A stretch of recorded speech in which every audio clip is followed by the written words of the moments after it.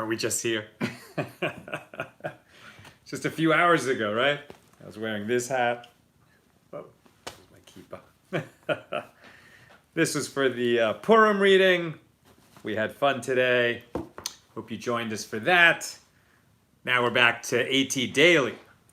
So let us do our daf. These are tough pages, complex thoughts. And I'm struggling. I'm struggling because these ideas are really difficult, and I want to teach it to you, and I want to get it right and get the takeaway and show how it's relevant. And these laws they're just technical. They're hard to understand, but I feel like it's starting to come in. I'm starting to be able to grapple with it a little bit better, and should be able to share it with you, and you'll let me know how I'm doing. 'Cause this is not easy stuff, right? When we were in the first tractate of the Talmud, Brachas, it's like every day we had beautiful wisdom tradition, wisdom teachings. It was just fantastic. Bar Kapara, who sold sayings for dinars. Every pithy little saying was just so wise, and you could really hang your day on it. And living in relationship with God and blessings. And now we're trying to understand these complicated laws of Shabbat, right? Particularly carrying, transferring an object from one domain to another, which is one of these 39 forbidden labors on Shabbat. So let's just jump right into it. What we've established is that in our Mishnah, the first Mishnah in Tractate Shabbos, it is you will incur liability for a sin offering if you lift an object, transfer it from a public domain to a private domain, or from a private domain to a public domain, and then put it down. And you need all three of these to incur the liability. In other words, to be liable for a chatas, to be liable to bring a sin offering.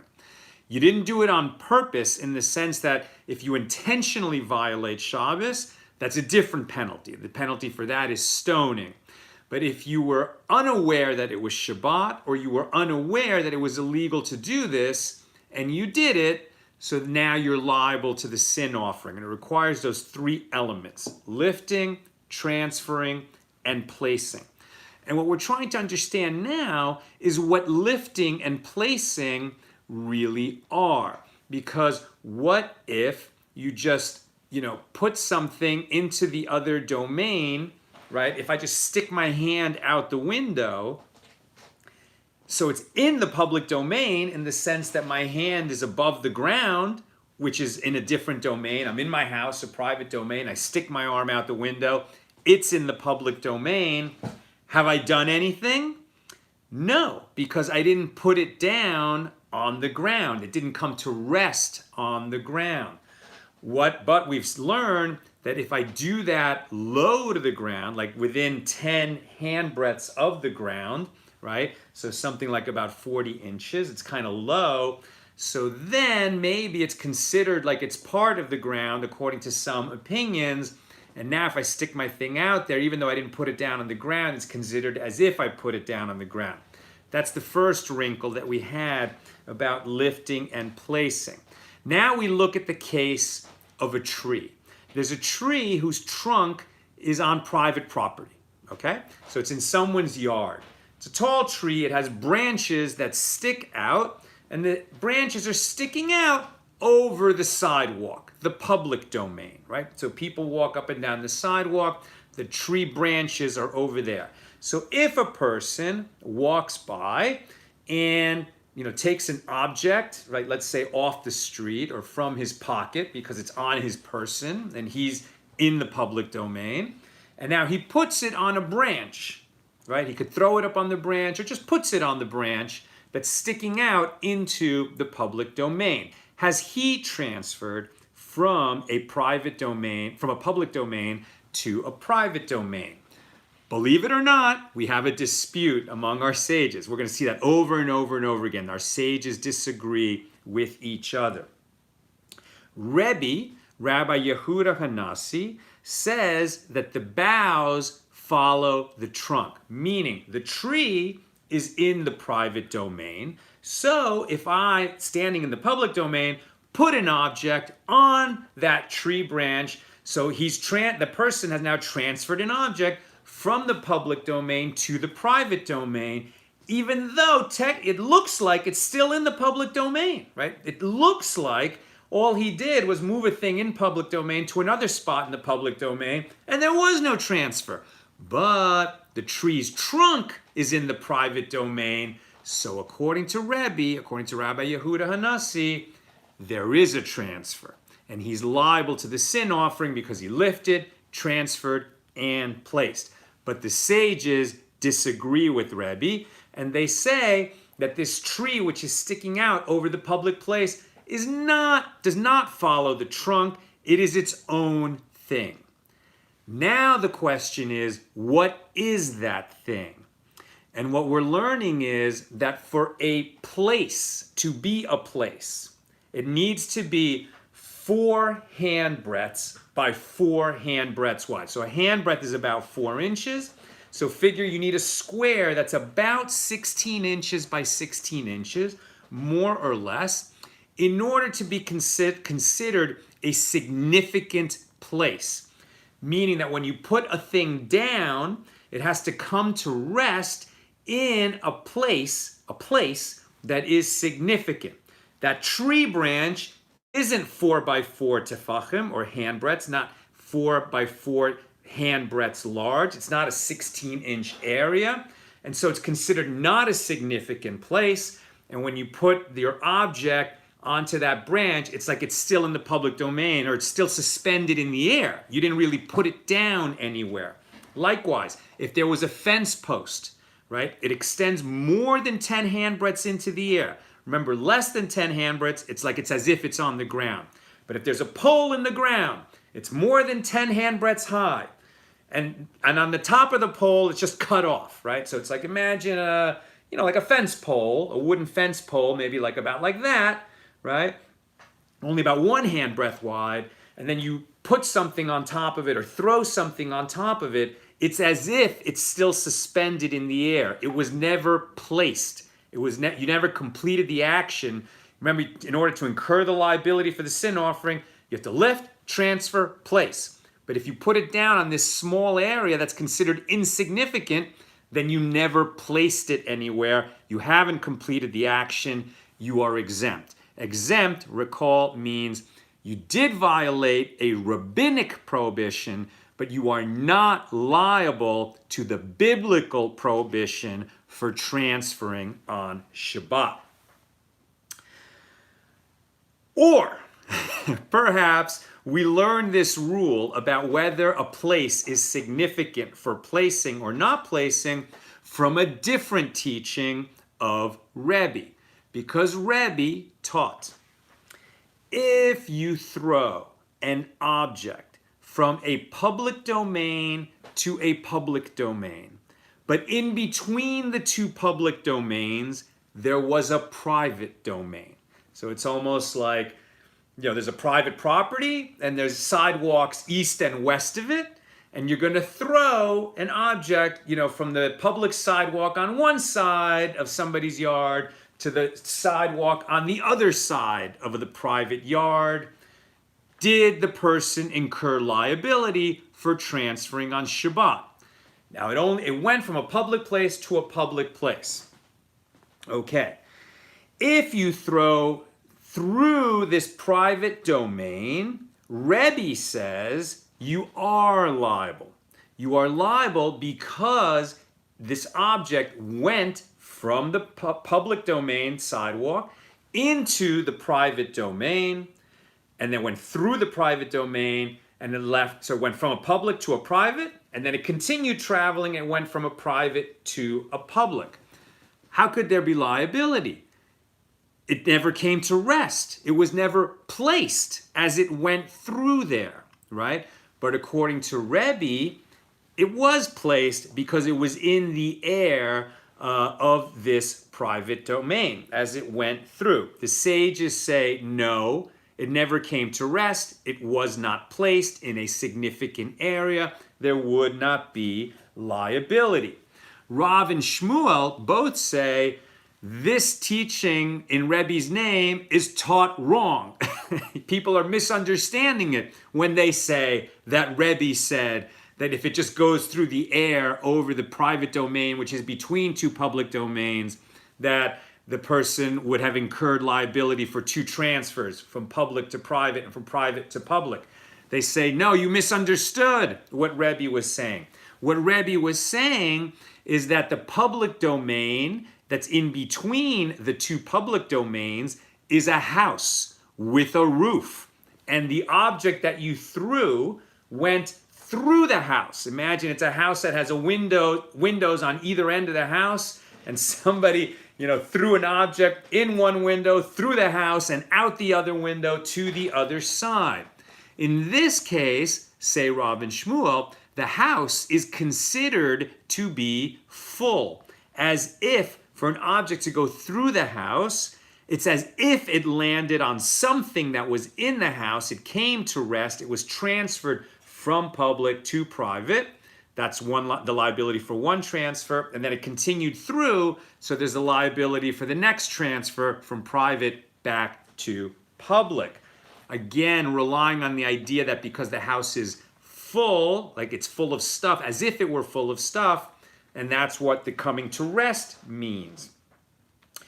Rav Shmuel Bar Yehuda said in the name of Rabbi Abba, who said in the name of Rav Huna, who said in the name of Rav, one who carries 4 cubits in a covered public domain is exempt because this is not like banners in the desert.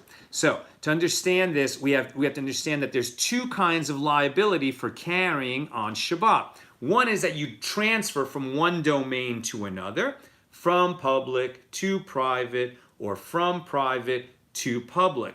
The other kind of liability for carrying on Shabbat is that you carry in the public domain more than 4 amos or cubits, right? So an amma or a cubit is approximately from the elbow to the fingertip, right? So about 1.5 feet. So if you carry something about 6 feet, that's a significant amount of carrying. You carried it a certain distance, and now you incur liability for a sin offering for carrying on Shabbat. But carrying on Shabbat in a public domain is compared to the banners in the desert, meaning the Israelite encampment when we left slavery in Egypt, right? There were 2 million Jews out in the desert. These laws are all derived, right, from the fact that in the desert we were building the tabernacle and we would pause for Shabbat.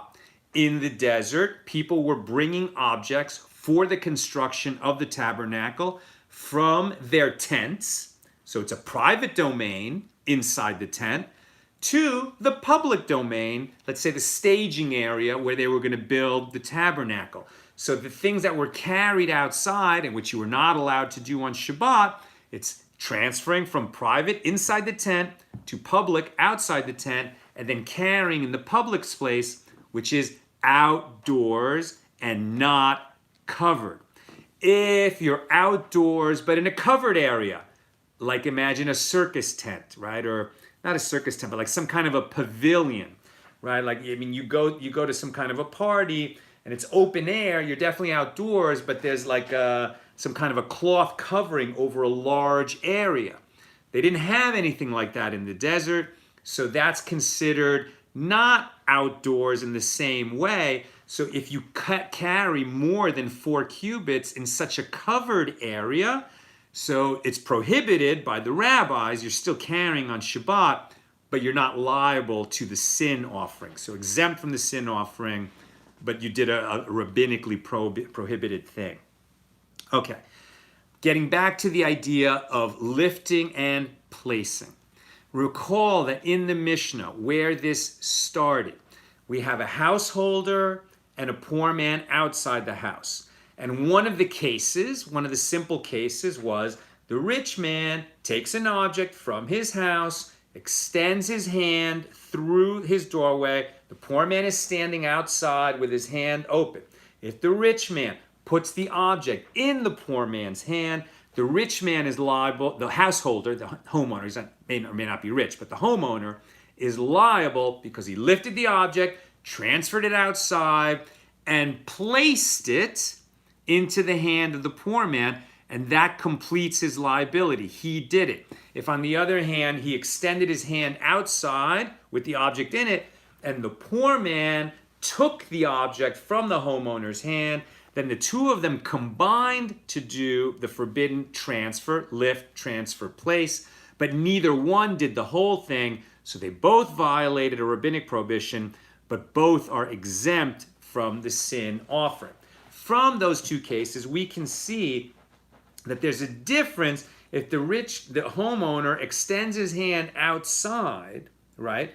And if he lets go and it just drops to the ground, okay, he lifted, transferred, and placed on the ground outside.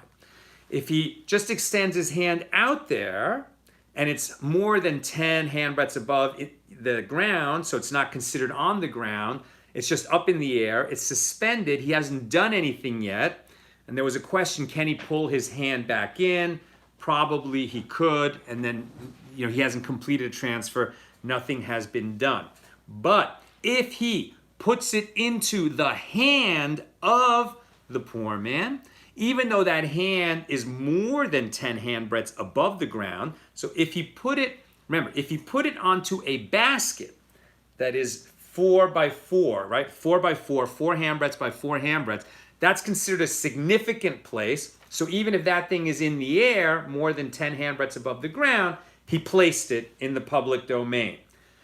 But if you put it on top of a pole that's only like about the size of a hand and more than 10 handbreadths above the ground, then he didn't place it in a significant place. It's like the object is still suspended. It was never put down. And therefore he's exempt. He didn't complete that action. But if he puts it into the hand of a person, then he did complete the action. And so we're learning that a person's hand, even though it's not 4 by 4 handbreadths wide, it's not about 16 inches by 16 inches, more or less, it's still considered significant. To try and understand that a little bit better, we have the case of Tom Brady. Okay, so imagine a quarterback like Tom Brady. He's a football player, in case you're not football savvy, right? So a person has a ball. He's standing in the private domain in his house. He throws that ball to a person who's standing in the public domain. If the person is just standing there in the public domain and Tom Brady in his house, rears back and throws the ball, and the person who's standing doesn't move, he's just standing in the public domain, and this ball comes to him and he catches it, who is liable? Is one of these guys liable for a sin offering? Or are they both exempt because they combined for the action? Answer, the one who threw it, Tom Brady. Tom Brady is liable for a sin offering because inside his private property, he picked up the ball, he transferred it to the public space, and it came to rest in a person's hand. This is equivalent to if the homeowner picks up the object, reaches out through the doorway, and puts it in the hand of the poor man at his threshold. We've simply increased the distance of the transfer. But if Tom Brady throws the pass and it's not going to hit the receiver, right? The guy who's standing out there in public, Tom missed. The ball's not going to him. If he doesn't move, the ball's just going to fall on the ground. If the ball falls on the ground, Tom Brady is liable for the sin offering. Picked up, threw, and placed in the public. But it was placed on the ground from a force that Tom Brady initiated. But if his receiver, his friend who's standing out there in the public space, runs a few steps so that he can catch the ball, which Tom threw, then the one who catches the ball is actually responsible for the placing in the public domain. Now they have combined their forces.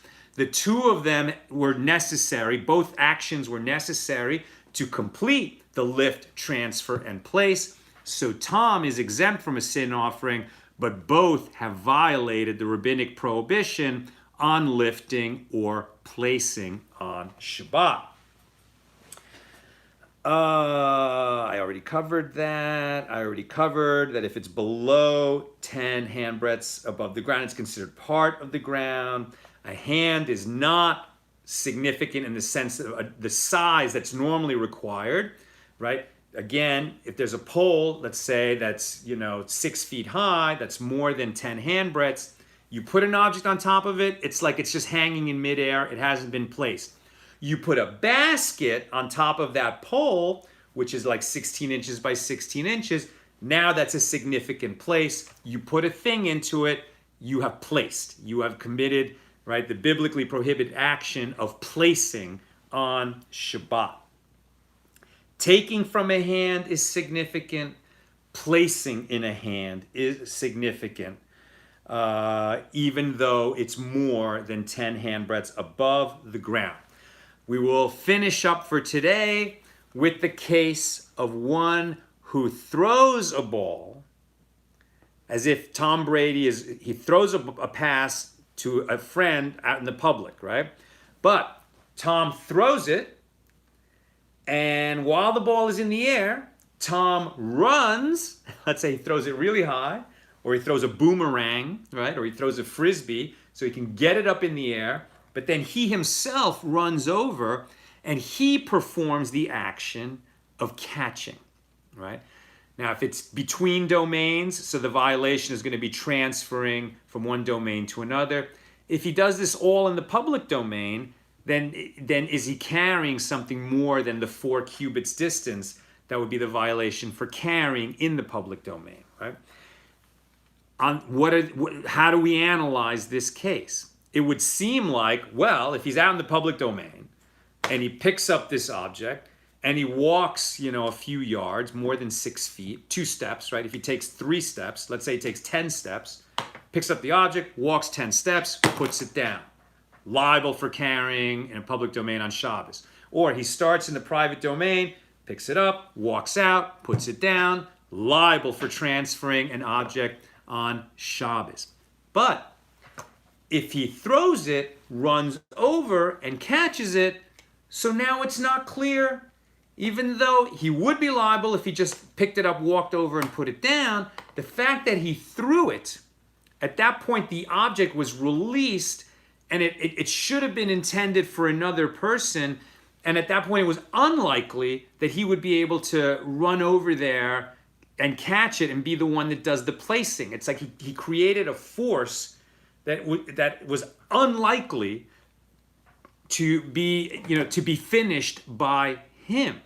So because it takes two forces, the throwing and the catching, which are really two separate forces, is this a different case than the one who just lifts, walks, and places? The answer is, we don't know what the answer is. The answer that our sages say, and this is going to come up several times, many times in our journey through the Talmud, the answer is Taiku. Taiku, let's say. Taiku. It's a beautiful word. Taiku. Aramaic. It means let it stand. It means we have so many complicated things to figure out. We couldn't get enough sages to agree, so we let that question stand. We accept that even though we're trying to figure out the principles for every case, and we're really going to bust our brains trying to figure out, we're just going to accept that some things we can't understand. We're not going to be able to work it out. Our sages were not able to work it out. So on this question of if Tom throws, runs, and catches himself, is that two forces that are similar to two people combining to do an act, which would leave both of them exempt. Both violated rabbinic prohibition, but both are exempt because they did not begin, they didn't lift, transfer, and place. It seems like it's lift, transfer, and place, but it's really two forces that are normally separate forces. So we don't know if the person is liable or exempt. We let the question stand. Taiku. I think that's important. I think it's important to accept that sometimes we don't know. And we learn that from, these are, masters of wisdom. They are Chazal, right? Our Chachamim, our sages of blessed memory. They accepted that there's some things they could not work out, and we should accept the same. We're not going to be lazy about it. We're going to bust our brains to try and understand the things that they think we should know because they did work them out. It is difficult to understand, but what we learned today is that in terms of lifting and placing, you need a significant place, a significant area to place into or to lift from. However, even though a hand is not as large as what's normally considered to be an area of significance, it is hands that normally do lifting and placing, and so a hand is considered significant. Your hands, my hands, our hands are significant. Okay, if there are any questions, I will scan the comments. Karen Kroll, when I imagine the situation of something hanging in a tree, I consider it a part of the tree. Makes sense, right?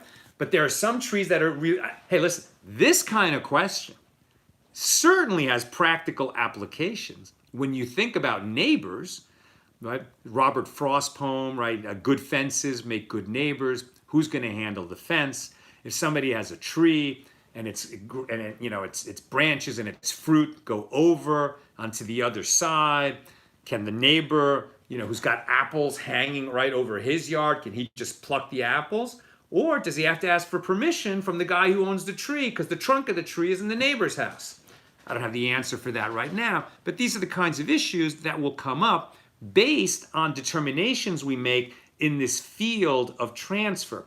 This idea of unintended consequences of laws, because a law makes sense for this type of action, but it will have implications for a different kind of action. That is the core of legislating and governing, and the difficulty, right, of coming onto a legal system that works as best as it can, because for sure laws are not going to work the same in all times and places. Okay, so